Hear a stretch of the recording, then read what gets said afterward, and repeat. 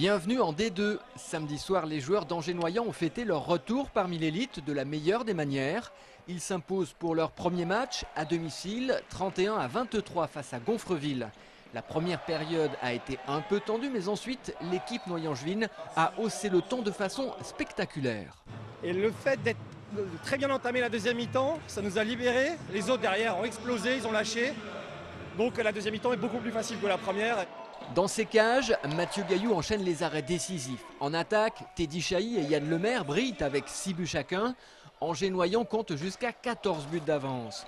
Satisfaction pour l'entraîneur, il ne veut surtout pas entendre parler d'économie d'énergie. Nous, on veut que les joueurs se donnent à fond, on veut qu'ils prennent du plaisir à souffrir physiquement, à souffrir ensemble pour faire des matchs de cette qualité, de cette intensité physique.